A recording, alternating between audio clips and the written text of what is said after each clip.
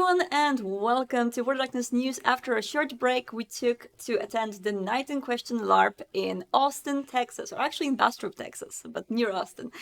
We are very happy to be back, and I'm happy to be back here with a special guest who's going to join me today, Jeffrey Dean from Parliament of Knives, the author of the super awesome interactive novel, which you folks like a lot. I've heard a lot of praise about this one.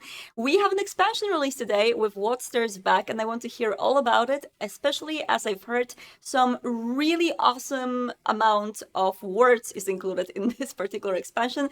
I recall it's 140k, but do not believe me in this one because we're going to ask Jeffrey right now. Let's see if he's meeting us and if he's waiting for us right now. Let's see. Hello, Jeffrey, can you hear me? I can, yes. Perfect, and everyone can hear you right now as well. It's great to see you here again with this wonderful guitar background. That's great to be back. Thank you for having me. Can you, please, for the people who have not seen our previous interview, do a very quick introduction of yourself, of who you are, what do you do, and what is your vampire clan? Okay, my name's Jeffrey Dean. I write interactive fiction for a company called Choice of Games. I'm sure many of the viewers are familiar with them by this point. Some of the other authors wrote games like Night Road, Out for Blood, Sins of the Sires, and of course Parliament of Knives, which is what I've did. I've also done a werewolf series called Werewolves Haven Rising and Werewolves Pack Mentality for them. Awesome. And Parliament of Knives, it got a lot of praise from our community for being this camarilla game to play, to really get into the politics, the politicking of the kindred. What is, in the very general sense, because I will ask some detailed questions, but in a general sense, what Stirs Back adding to the Parliament of Knives experience? That is such a huge question. I know. there are so many little things, so many big things. It's just a laundry list of things that I wanted to add ever since it came out. So basically the most important things, and the things that most people have been waiting for, are of course the two new clans. We've added playable Malkavian and playable La Sombra characters. Other than that, we're going for an overview now. I mean, let's focus on the clans first then, because I want to break this through. Playable Malkavian, our fans are very often accustomed to the fact that when you play as a Malkavian, you get a little bit of a different experience. And how does that experience differ in the Parliament of Knives? It's quite a thing, actually. I'm a big fan of Bloodlines, as I'm sure most of your viewers are. And one of the things I loved about Bloodlines was playing it through with basically any other character, and then coming back and playing as a Malk and seeing what things change, arguing with stop signs, things like that. And yeah, so what I originally wanted to do was make things maybe a little bit more wacky, but I was told to tone it down a little bit, which is understandable given the tone of version 5. So what I actually ended up doing is there is another character that's added to the game, basically throughout the entire game, and it's a character that only you can see in your mind. It can give you insights, talk to you about things. Kind of harangue you along the way. It depends on its demeanor and what's going on at the time. But internally we call it the imaginary friend. So I guess that kind of stuck during development. Super nice. So basically we have some kind of a secondary narrator almost, who is commenting on the stuff we do in a different way than we perceive this, right? To a degree, it's I actually consider the imaginary friend to be more of a character. I have put almost a full novel's worth of additions, putting the character in all the scenes throughout the game, mostly through the second half, but they also show up near the beginning. But the further you get along in the game, the more, let's say, intense the interactions can be, and there's an entire storyline that follows the truth of what this character is, and you can find out more and more depending on how you end up playing the game. So it's kind of an entire other storyline about a character that's in your head. This is super cool. And when you play as a Malkavian, do you have a different sire? How does it work when it comes to the other characters in the game? Both new clans, you still have the same sire, Mm-hmm. Eden Corliss, and she has slightly different demeanors here and there. Most of the changes with your sire happen if you're playing as La Sombra, which would probably be obvious, I guess, to anyone who's actually played the base game of Parliament of Knives, because she is the city's seneschal. Mm-hmm. So that would create some difficulties. What La Sombra Corliss is doing is she's been masquerading for a long time as Ventru, but now that the La Sombra have been integrating largely into the Camarilla, she's kind of on the cusp of basically coming out to the rest of the council as La Sombra and essentially taking over depending on how the game goes. This is amazing. So when you play as a La Sombra character, do you also have to pretend for some part of the game that you're a Ventru? Do you can you choose whether you do it or not? What's the deal with the player there? Well, you're starting approximately 50, 60 years into the unlife of your protagonist. So, in terms of the past, you're considered to have maintained that deception as a Ventru. But once you start playing, you're able to you can either work a bit more carefully to maintain the deception, or you can play it fast and loose and use your Oblivion abilities in certain places that maybe you shouldn't. But yeah, you do have some choice there. Yes. This is super cool. And how does Oblivion work in the game? And in general, what additional perks do you give La Sombra players who are playing, picking this new clan? Oblivion, it's got there are a lot of things you can do with it. Most of which you find in the Chicago by Night core book. You can One of my favorite things, as I'm sure most people's favorite things, is with Oblivion is, and I'm probably going to butcher this pronunciation, but the Arms of Armain. I don't know how to pronounce it. Forgive me. I am But not the sure either. I think it's Ariman, but I have no Ariman. idea. I Okay. don't know. Well, I always said Ariman. I, Yeah. I feel a little bit better now, but I enjoy having several opportunities to summon the shadows and grapple your foes, or even just trip them up. There are several instances where you can actually project your consciousness into a shadow somewhere and spy on another character, which was obviously never in the base game. You have what's it called? That the ability to touch someone else's skin and wither it away and pre-age it. You can do that. That's creepy. Oh wow. I can't wait to see that in play. So I mean La Sombra are known of being very ruthless, and in general plenty of people who choose La Sombra go in a bit of a way of an evil playthrough, let's call it. Mhm. Is there a way to have this evil playthrough experience with La Sombra in the game? There are a few ways to have an evil playthrough in this version of the game. That actually kind of gets into another thing that I've added. But as a La Sombra, you can definitely be ruthless. You can snuff out quite a few people. But What are these other things that you've added? Because now I'm interested. exciting segue. There's actually a way to change to Sabat Ooh. in the expansion. There is a character that was introduced in the base version of the game, who up until now players won't necessarily have known was a Sabat character, who can basically bring you over, cause you to betray everything you hold dear, and join them in the Sabat for a special ending. I love this. I'm super tempted to try this out now. You have multiple chances to back out of it, of course, because it is basically game changing. But there are several different steps. I believe it starts in chapter 4 and 5, where you meet this character, and if you impress them doing certain things, you are able to have a couple more interactions with them in the later chapters, which eventually culminates in joining them and becoming a very ruthless person.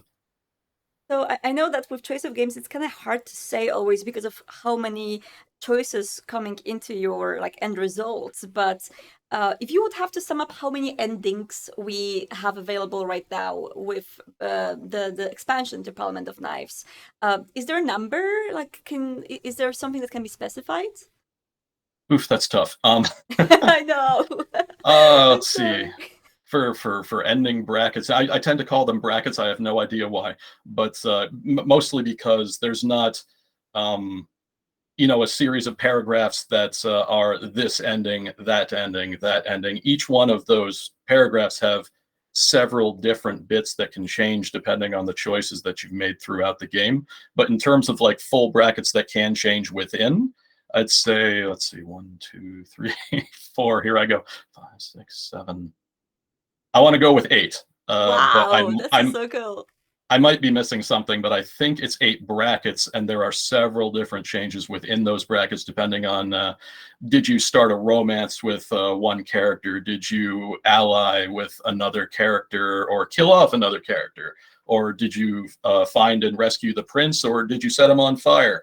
Did you did you never even find the prince to begin with? Or there are a lot of variables that come into play that alter even the endings that are already different brackets, if that makes sense. This is super cool. And just as we are at the numbers, can you confirm for me, because I did give a number on the stream beforehand, but maybe I was wrong. What is the amount of characters? Basically the text, new text, which we have in the Oh, expansion. okay. Yeah.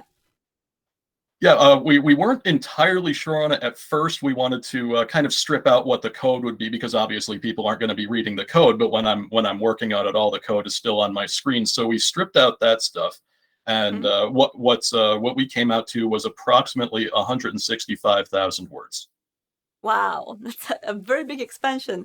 And coming back to what you mentioned beforehand about the lore of the game, the story of the game, for personal reasons, I must ask, are there any new romanceable options in the expansion? Absolutely, yeah. There is Yes.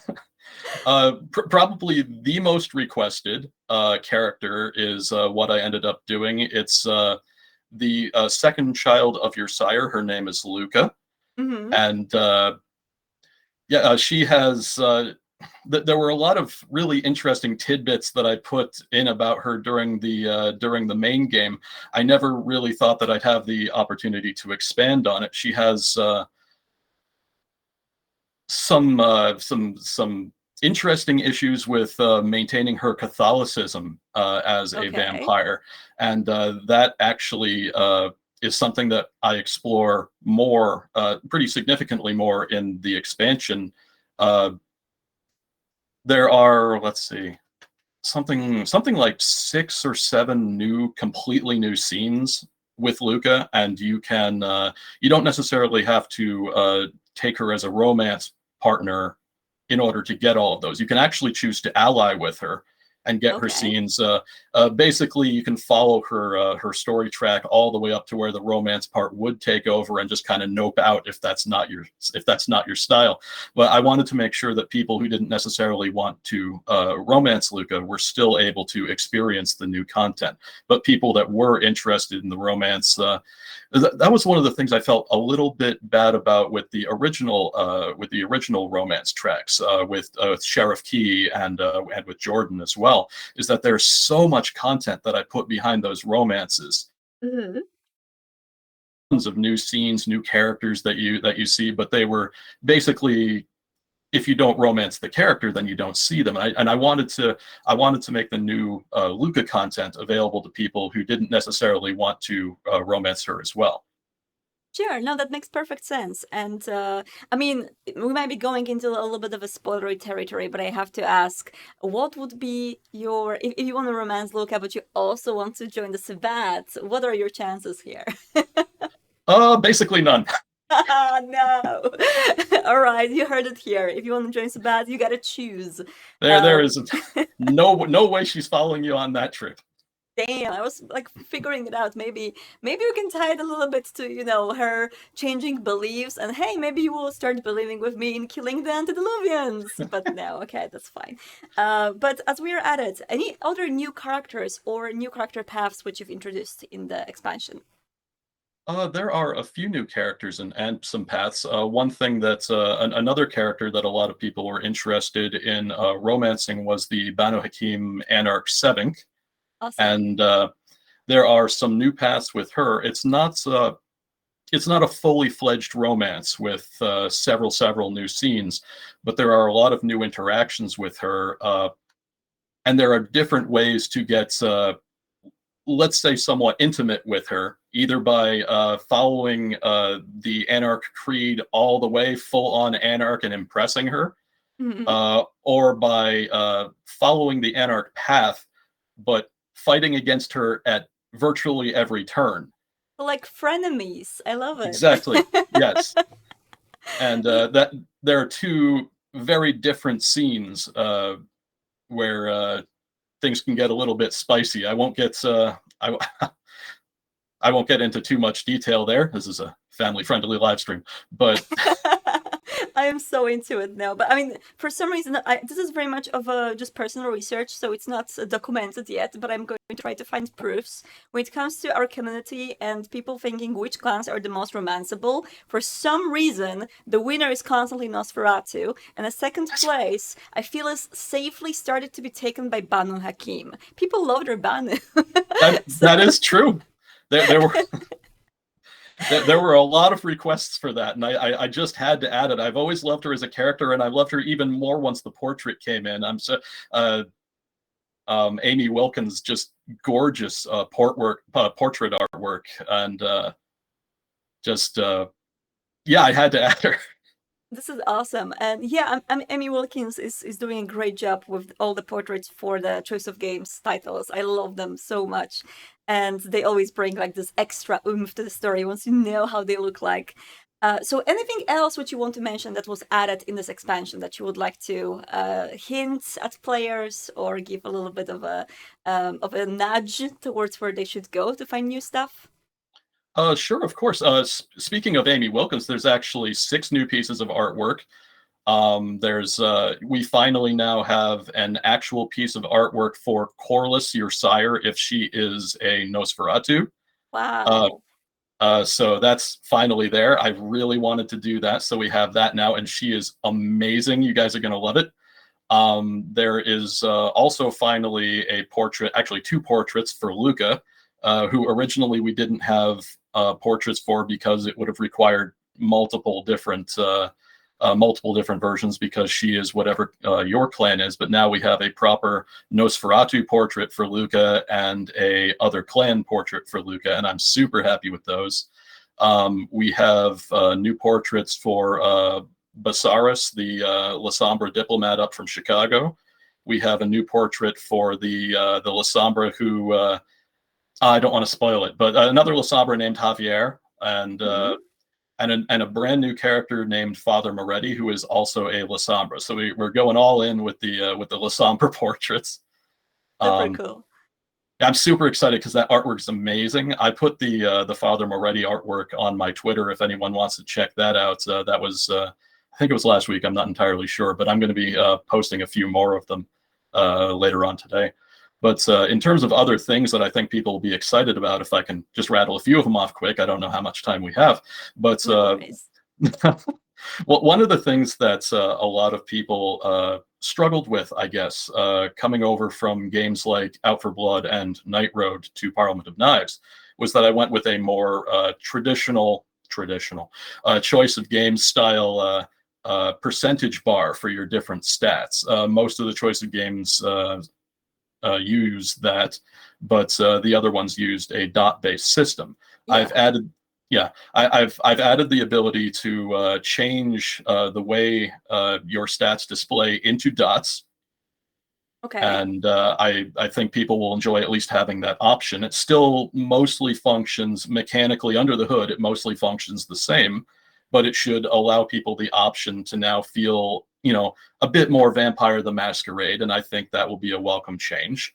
I've also added a storyteller mode, which was a huge request. If for those that aren't familiar with it, it was available in Out for Blood and Night Road as well.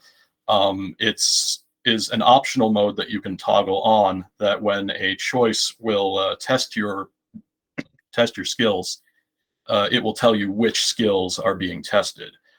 So that has been added as well. Awesome. So yeah, basically it makes the game more transparent when it comes to its mechanics, right? So the game tells you what is being rolled on for right now. I remember that when Parliament of Knives came out, I feel like it was great, that the game took a little bit of a different spin. But it's also awesome that you're adding these options to ease the accessibility for people who are used to previous Choice of Games titles and found this easier to grasp. So that's great. Yeah, and everything's optional as well. I have you have the ability to toggle it on and off at your discretion. And I have one other toggle that I don't believe any of the other titles have had so far. I was really excited about adding this. One of the biggest issues some people had with a lot of the Choice of Games titles, especially as we branched out into the World of Darkness, was the ability. Basically, if you make a mistake, you have to essentially start the game over. Now, Yeah. Choice of Games editorial, it's very important to them that choices have weight and that choices matter. So we've always had the policy that we're not simply going to add a back button. Oh, I don't like this choice. I'm just going to hit back, because it would take all the weight out of the choices, right? Yeah. So what I have added as an option that you can turn on is what I call a bookmark system. It's more of a chapter rewind system, so I that see. if when you get to the end, if this is turned on and you get to the end of the chapter, you will have the option to rewind the game back to the beginning of the chapter that you just completed. So it's kind of a minimalist ability to roll back. Essentially, you can't just hit back on every single question that every single option that you're not overly fond of the result. However, you can Yeah. still go back and make changes without needing to be like, oh God, I need to replay chapter 1, 2, and 3 again. I love this option though, because not only it's like a checkpoint system, so it still Yeah. punishes you if you make mistakes, but it allows you to draw back. And what I really like about it is, especially when I play Chess of Games on my phone, sometimes I space out, and there are moments when I'm just like, I'm picking chess, and I'm like, oh no, what did I do? I need to like rethink this. So We have all been there. yes, I very much appreciate this option to be able to, really like if I know I've made some bad decisions because I couldn't focus 100%, I could just rewind back. So that's great. Yeah. Yeah, I'm really happy that I was able to add that, and it was a bit of a feat working with our scripting language, but it works really well, and I'm excited to see what people think about it. I am super excited right now, and I do see some people who are watching us live right now are also very excited. I cannot wait to see people being yet again falling in love with Parliament of Knives, because we've seen that happening, but I'd love to see that happening even more. So What Stares Back is available on Steam right now, isn't it?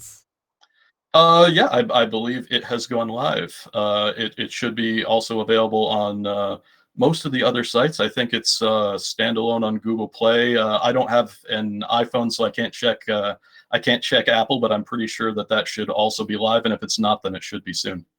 Perfect. So, Jeffrey, last question to you. Do you think this is it for Parliament of Knives, or do you have any more plans? If I can ask preemptively, of course. I, at the moment, I just want to support the expansion. It's the same as when the first one came out. I didn't actually originally have plans to do What Stares Back, but the game was really well received. I wanted to expand on it, and I mean, who knows? It's really hard to tell, but I have been so happy to be able to go back and add all of this these new storylines, and I just can't wait to see what people think about it. Thank you so much for being here, Jeffrey. As the very last bonus, where can people find you if they find any bugs in the game, or if they want to just send you the words of praise? Where can they find you online? Oh, you can follow me on Twitter at Greek Winter. Rick Winter. Perfect. Thank you so much, Jeffrey, for being here. It's always a pleasure. And congratulations for finishing this huge expansion. It's a super big achievement. So Yes. I cannot wait to get my fingers into it and probably play a very evil Asombra. Thank you so much for having me. Thank you. See ya.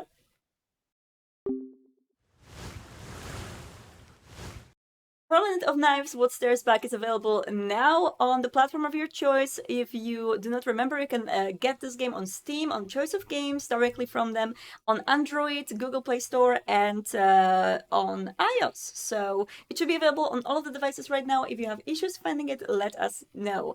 And please do let us know how you enjoyed this expansion. We do have a Choice of Games room open on our Discord at discord.gg/World of Darkness, so you can go there and let us know what you think. I cannot wait to see what people have done with this one. I love hearing stories about how people are exploring the Choice of Games titles and finding things that no one else did. So yeah, I'll be looking forward to this one. And for the other news, if you've missed it, last week we've put out the very first teaser for our upcoming Hunter the Reckoning actual play show called Hunter Garage. And this one is the soundtrack that was prepared by yours truly, and it's available on YouTube in a very similar format as we shared the lo-fi beforehand. So if you want to get a pretty cool playlist of what to hunt the monsters to, this is the one that you can check out. Also, the background and the songs, they all hide a little bit of the meaning and the story that we're going to share in Hunter Garage. So if you are very, keen to get to know what we're going to talk about and what the story is going to be about, then keep a close look on what is happening on the screen and the music as well. I will be the storyteller for this one. I am super excited and extremely anxious because it's going to be my very first officially storytold actual play, and I don't think I actually ever storytold online for masses.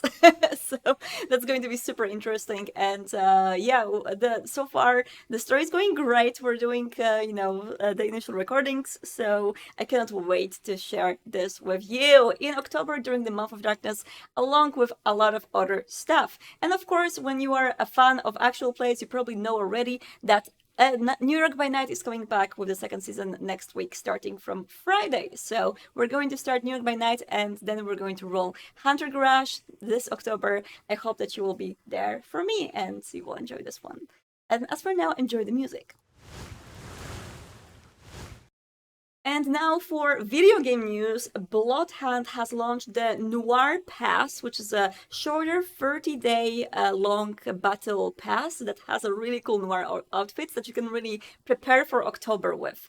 Bloodhunt, of course, last year we had a super cool Halloween, and for October, you gotta be prepared, you gotta be fashionable, and this one is a cheaper and much faster paced battle pass, which is available right now. The team deathmatch mode is on. If you haven't tried it out already, I really recommend it. I've been playing it a lot. I feel like almost half of my time spent in the game right now is spent in the team deathmatch mode.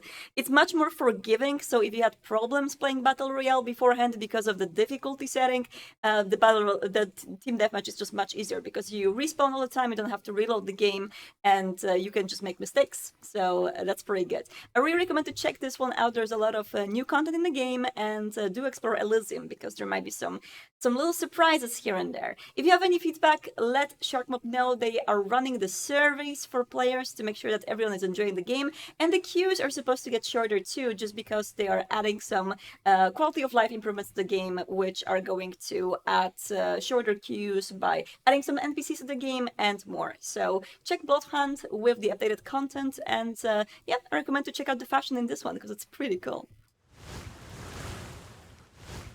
And last but not least for today, before we go to Vamily Spotlight, where I'll be screaming about this one, the Night in Question LARP has happened this weekend. The past weekend, I've come back from it. It was my very first LARP, which is kind of like out of my mind, really, that I haven't been LARPing beforehand, especially after I experienced this one, because it was just so fun. And it was absolutely lovely. I'm going to join Hadi in a moment, and I'm going to scream about it with her, because we've prepared a little bit of a spotlight of what people are talking about the night in question in social media, and there's a plenty of that. I just wanted to say thank you so much to everyone who have been there with me, who have roleplayed with me, who got me into this whole atmosphere, and you've been amazing. I mean, for the whole evening, I was just trying to keep my face straight and not have my mouth open all the time at the quality of role playing I've seen. It was just so good, and the theme of this LARP is great. Well, I will scream about it with Hadi. Let me see if she's waiting for me. I will be quickly joining the little meeting we have in here, the secret coven of two vampires. Hello, hello, Hadi. Can you hear me? I can. Can you hear me? Yes, I can hear you just well. Let me jump straight into the spotlight. Perfect. All right. So, yeah, I've been screaming at you this whole week about the night in question. I am so happy that you're putting up with me. No, you were keeping me updated while you were in Texas. It was great. I loved every second of it. I was just like, Hattie, you need to know about this one. So I really hope to come there with you one day so we can just enjoy it together, because it was just so fun. And yeah, we have a board. On the board, we have some things which are collected with the night in question in here. We're going to get there later on. But let's start with the very top logo I know very well. We remember it from last year. Can you tell us a little bit more about it? Yeah, so we have already tongue twisted. We have BIPOC Vamp Day, which starts tomorrow, and this was started by Black Betty Cosplay on Twitter. And it runs from the 23rd to the 25th, and it just celebrates BIPOC people's cosplay, art, their interpretation of vampire media in whatever form they want to do it, whether it's art or cosplay and things like that. And it's great, and it's a great day or weekend rather of representation. Yes, and keep in mind, it's not a Vampire the Masquerade event, it's a vampire in general event, so no matter what kind of a vampires your friends are into, you can participate. Yeah, so a lot of the cosplay that I've seen, of course, I didn't put it on the board because it's not Vampire the Masquerade, is for the upcoming Interview with the Vampire TV show. So I'm so excited about this one. Yeah. I know that a lot of people are like, but it's not going to be like the movie, but I just want new versions of every single, fun thing I watched in the past, so I'm fine with that. Yeah, I'm super fine with this. All right, and we do wanted to showcase some of the wonderful Vamily members who are joining this day. Yes. So let's start with the top left. Yeah, so we have two Banu Hakim art here, and this was they were actually art that I was already have up here before we changed the board up for the night in question, all those other things. But so we have Enthralled Yet, and we featured their La Sombra art last week on Instagram, and now they're doing a bunch of clan commissions. So they're reached their Banu Hakim phase, I guess. And this is an unwitting victim of the masquerade. Layla's embrace was one of tremendous violence and regret. Now she travels wherever her sire may lead her, bound to him by blood in a desperate attempt to keep hold of her humanity. And all of her art is excellent. And they're all commissioned for a chronicle, I believe, that's being run. So amazing. I mean, I couldn't imagine just running up to someone and saying, hey, could you, and to do it in this type of quality. It's so good. And also I love, how her face can be a little bit like, oh, I'm so confident. I clearly have this in my pocket. But then the description is like, oh, she's struggling. She's really struggling to keep the humanity up. But it's so good. I love the... it's the blood on the tip of the finger in the mouth for me. Oh, yes, you're right. Look at this. I saw that and I was like, amazing. And yeah, she does give me a little bit Samira from Coteries of New York. Yes, I absolutely believe it was inspired by Samira from Coteries of New York. Looks amazing. All right. And the second thing, okay, I know what it is. So yeah, Raquel, you sent me this, yeah. Yes. So I wanted to show you this because that was like one of the most awesome things I've seen before the night in question. And let me tell you, the real life version of this absolutely didn't disappoint in any way. Raquel is an extremely amazing LARPer cosplayer who does just this super cool ideas for characters, and this is one of them. And I didn't had a chance to role play together with this character during the night itself. I think it's good because I would probably die horribly, but you can just check it out. And I'm gonna apologize, I did change the music because we have to. Yeah.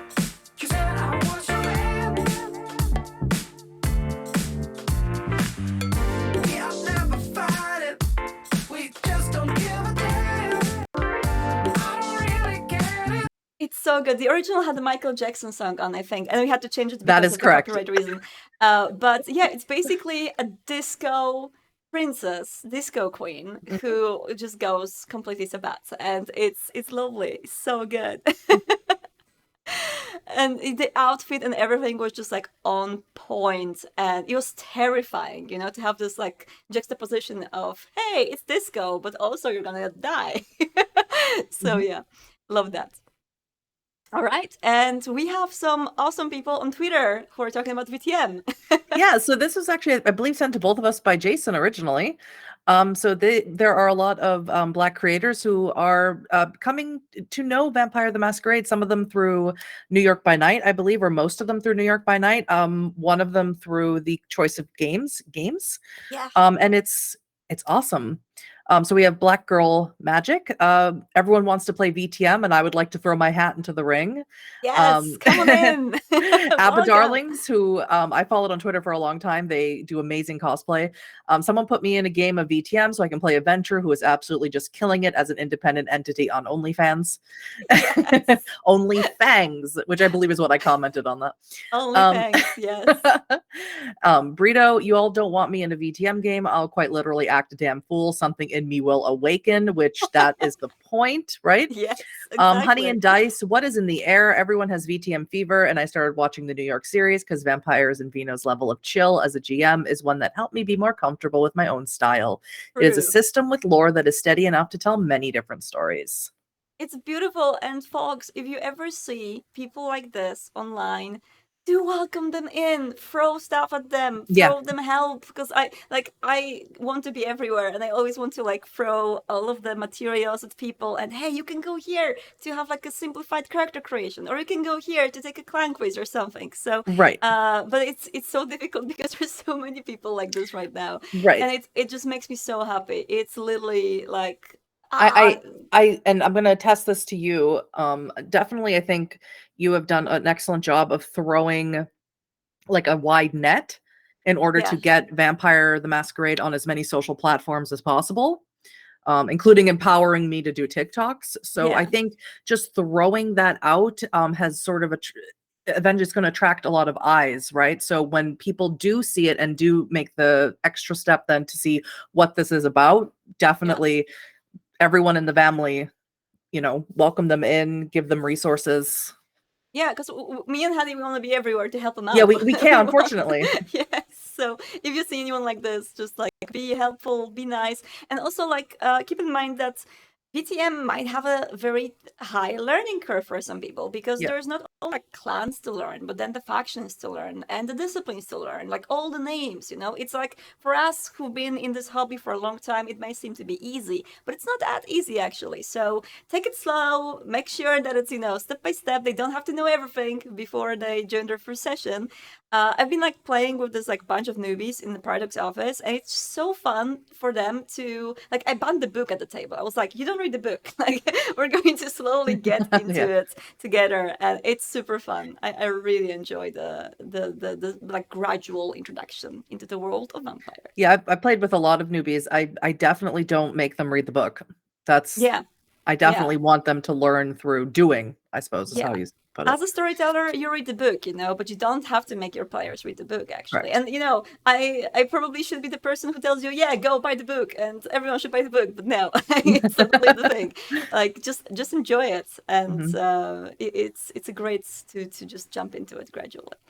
All right, and now we have Nala Wu. Yep. So this is also playing with the theme we were just talking about.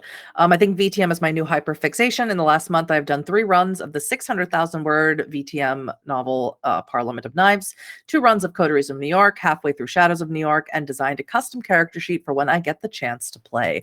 And it's covered in blood and coffee stains, which I love. I love it. You know how one of the logos that's World Darkness is using these days, which you can see in every book if you look closely in the covers, it's kind of like a coffee stain, actually. It's like a circle. So it works so well with VTM, and I love it. It's beautiful.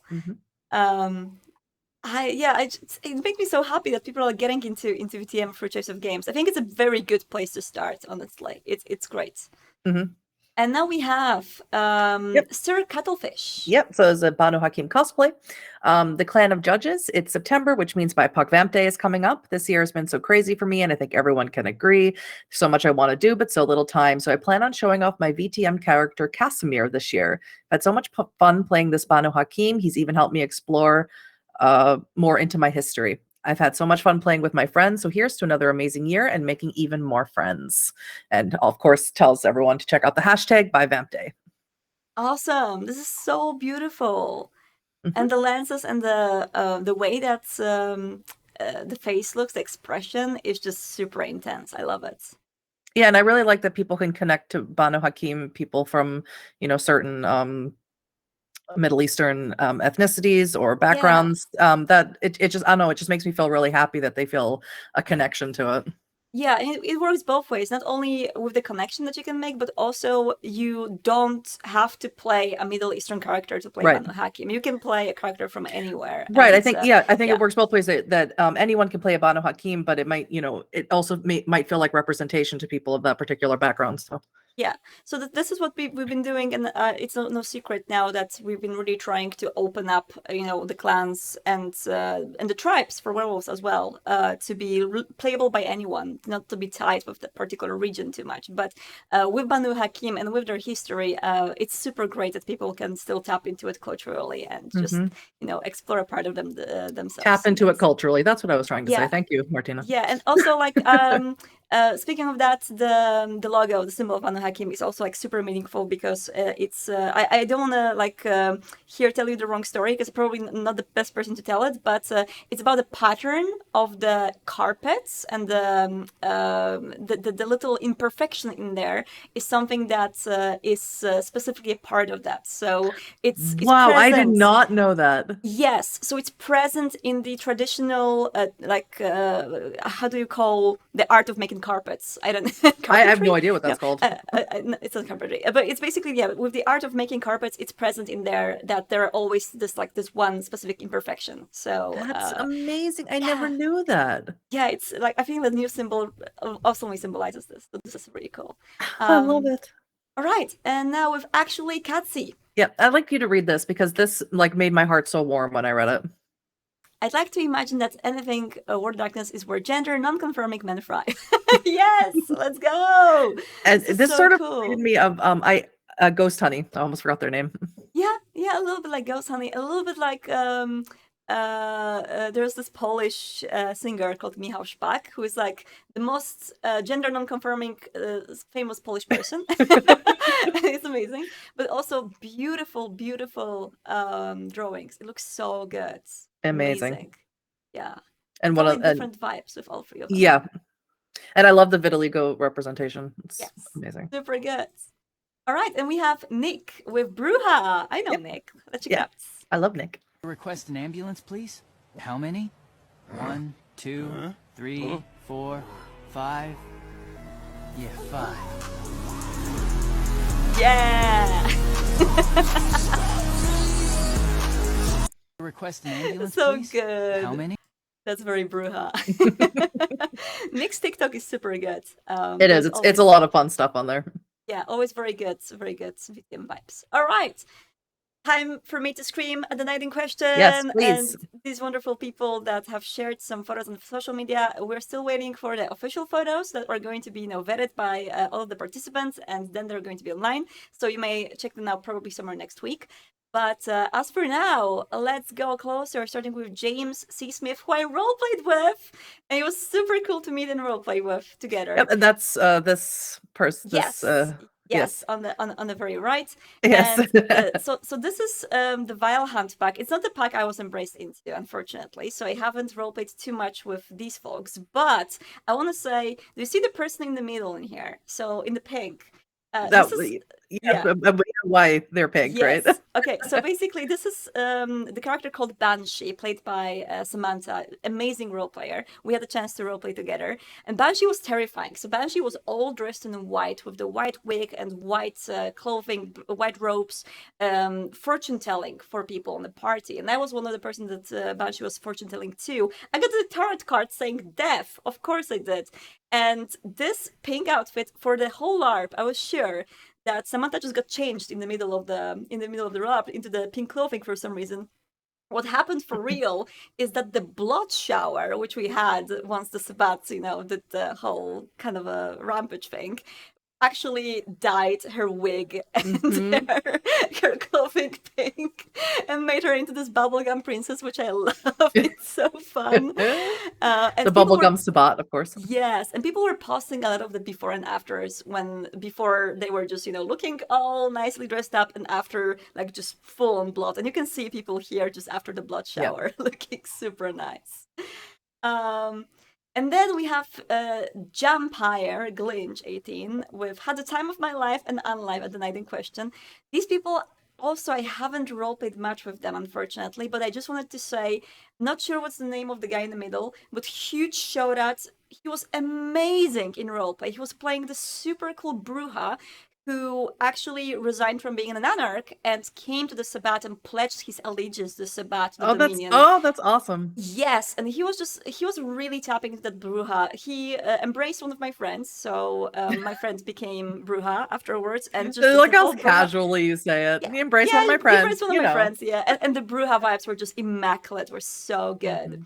Now here is someone I roleplayed a lot with. So Toad in a trench coat says, spend the weekend pretending to be someone else, specifically a vampire named Harley, with my girl Mockingjay and all the folks of Jackalope LARP.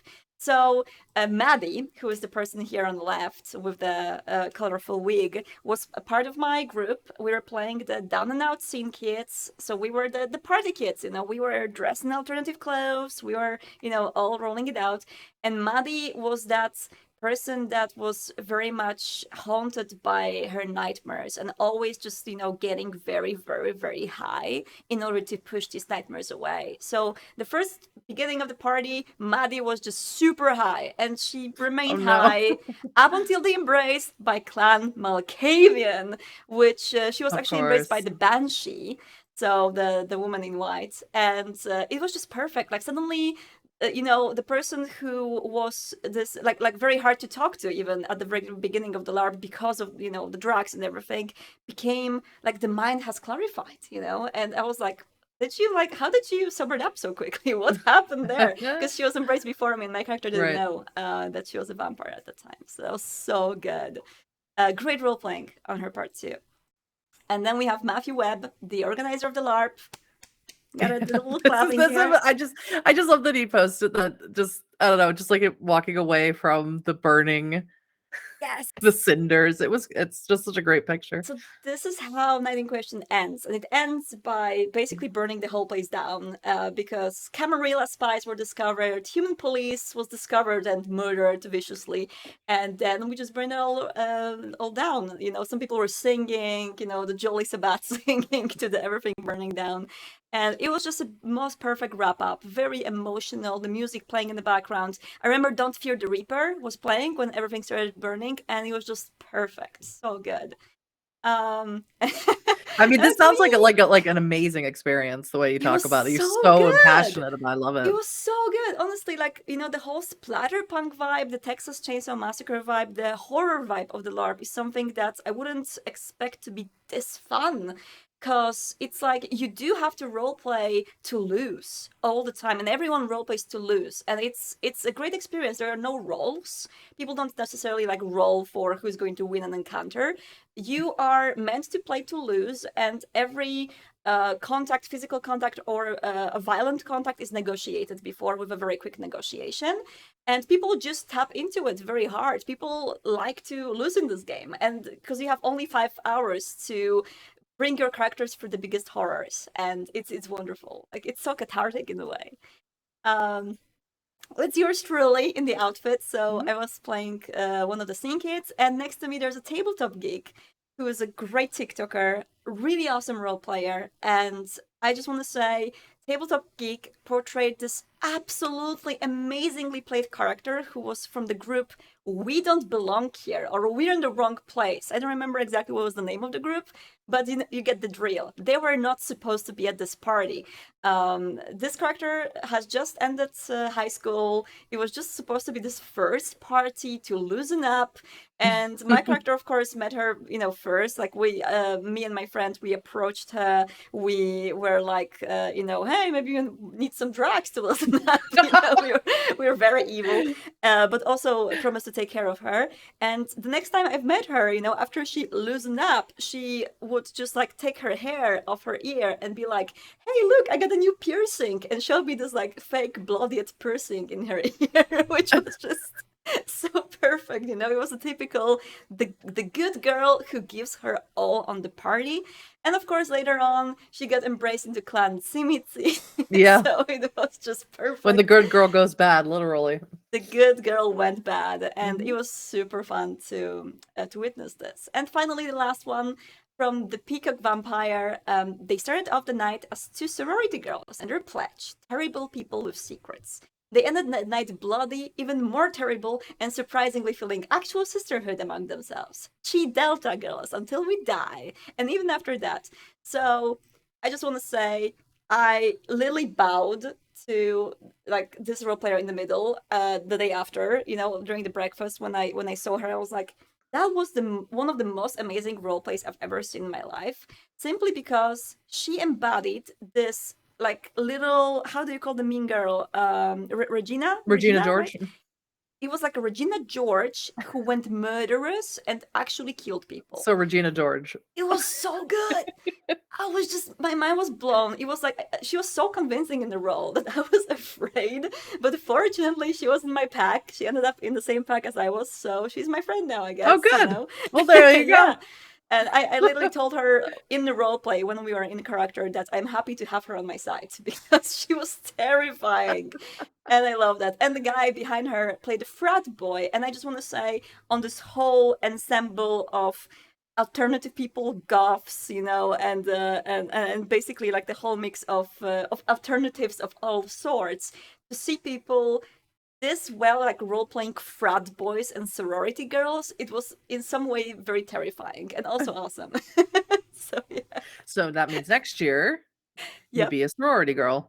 This was proposed to me this year, originally. So when I talked to Matt about who should I play, because I wanted to play Immortal, he originally proposed me for the sorority girls, but I was like, I don't think I can embody it well because I've never been a part of the sorority culture in States, Like, right. I think you have to, like, maybe not be a part of it, but be American. Do they have sorority?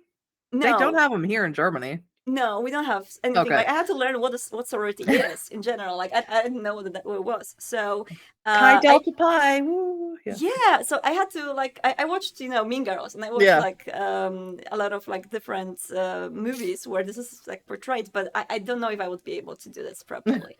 I had so much fun. It was great. My character got embraced as a caitiff. I was buried alive, literally, and I came out from my grave, changed, I embraced my pack, I lost all my friends. Yeah. And it was beautiful. It was really beautiful. I don't have the link, but if you go on Outstar's Twitter, she posted a whole story of their entire experience at the Night in Question, and I recommend everyone read it. It's an excellent read. Thank you so much, Hattie. Yeah, if you want to have a very long read, it's a pretty long read. It's about like 8-10 pages or something. But it basically details all of like what happened to my character during the Night in Question, which it's like you can really put a lot of emotional damage in 5 hours. Yeah. You can put a lot of emotional damage into 10 pages. So it was super fun. I just, I do feel definitely what people call the LARP down, I think. It's like after you come back home from a LARP and you are still just like, what happened to my character next? I want to know. I definitely feel it's sort of up for interpretation, right? Yeah, definitely. So you can just like one person wrote a really cool post on the Night in Question group after we parted that they always had the problem with the LARP down, that they were just, you know, it was hard to get back to real life after experiencing such a wonderful story. And so what they did is after they come back home after every LARP, they write down the story of their character, even if the general words, from the end of the LARP to their death. And this is how they like they put a period at the end, and this is how they say goodbye to the character, and they just come up with a story. So I think it's a really cool way. Yeah, And the tabletop geek, same thing on TikTok. They then imagined whatever how I'm not sure what exactly in the 90s the Night in Question takes place, but until 98. So until so what they are doing now in 2022, and did a whole series of TikToks about it. So in costume of their character now. So yeah, I mean, it was an amazing experience, and really you have to like somehow deal with the fact that it's over. And I'm so happy with so like how many people had this great experience, telling me that they had the best time ever. And there were some people that were attending multiple Night in Questions, and they afterwards told me that this was the best Night in Question. So not to in any way you know, put down the experience of other people, it was just so fun, and I really hope that for you watching here, that you will have chance to come next year. We had some Europeans joining this year as well, not only me. There was a person from Germany, a person from Copenhagen, a person from UK, another person from Sweden. So we had a representation from Europe as well, and there was like 160 people this year. And I think there's space for more. So if you want to come next year, I really recommend it. It was a great experience. All right. And now, with me screaming out about the Night in Question, we can go forward to LA by night and New York by night. Yep. So yeah, just threw a few things because I knew you wanted to talk about the Night in Question. Yeah. So just a few comics. So first is from Comedic Neutral Art. New York by Night got me to the edge of my seat once a smoking goth vampire was slowly being introduced. She was revealed to be indeed Julia Savinsky of Clan La Sombra. Ugh, made my day. And I don't know if you know this particular scene, Outstar? Yep. You do? So Ray says, oh, by the way, it's pronounced Samitsi. And Julia says, huh, could have sworn it was Chim Chimmery, which was a great Jasonism, as usual, playing an NPC. Best Jasonism ever. Yeah. It's so good. And I'm so happy that it was revealed who that character was. Yeah. All right. And then we have Red Fangs, who is one of my favorite comic makers. Red Fangs is great. Yeah, so they basically they basically comicked out one of the ending scenes of episode 6, where Ray is fighting in the pit in the cage, and he has a bestial failure, and he basically goes full shark. Yes. And just everyone's reaction. It was basically exactly what happened at the table, but this is just drawn out visually, and it looks amazing. I just want to say this Isaac is going to be my reaction photo. I'm going to post it like on Twitter under post, which I find interesting. Yeah. So good. All right. And now we have Marina. Mm-hmm. Oh, wow. Speaking of Isaac, they did an Isaac cosplay. This is so good. Please give me more gender bent cosplays of all the characters. We love them. It's so we good. love them. Love the glasses. I love Back in the earlier days of LA by Night, there were a lot of gender bending Jasper and Eva cosplays, so we wanted to see them. We love them. Yes, definitely. And I need to see them. Like, you can send them over to me, because I'm like, I want to see them. I'm interested because of reasons. All right, so we have Renwick, who drew Quiddy. Drew both of them. So cool. Yeah. So of course Quiddy or Bray Iyengar and Ray drew them both in sort of a similar style. I believe they're working on all of them. I believe they finished Isaac's. They haven't finished Seraph's yet. So next week, hopefully, or whenever, I'll put up Isaac's and Seraph's. But they look amazing. Super cool. There's a question to you from Lensman in the chat. Do we post links to the community highlights on Discord? No, but we can, I think. We can pop them if you are interested specifically in anything. Oh yes, sorry, I was looking for the question you meant. Yeah, no worries. But I think it's a good idea. Yes, we can share the post in there as well. Renwick with the second portrait of the series with Ray.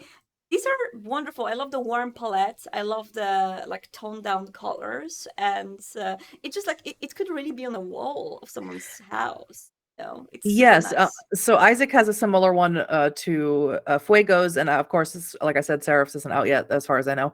So I'm wondering if that'll be closer to Ray's, and it looks like something that you could like mix match and have on your wall. Yeah. This is great. Well, thank you so much, Hattie, for preparing this one. Are you excited for the Month of Darkness? Oh, I'm so excited. We're working real hard prepping everything for it. Yes, we are doing all our best. This is going to be a very busy week because we have just a week left Yeah. it begins. But Feel the pressure. I am, yeah, I do feel, I'm like, you know, the moment I came back, I was like, I need to fight the jet lag now because I need to work. Yeah. But we have a lot of nice stuff prepared for you, and I hope that you will enjoy the whole October of World of Darkness beats. Every single day, something is going to happen, and we're going to throw stuff at you. Yeah. So prepare. All right. Thank you so much, Hattie, for being Thank you. here, and I'll see you next week. Bye.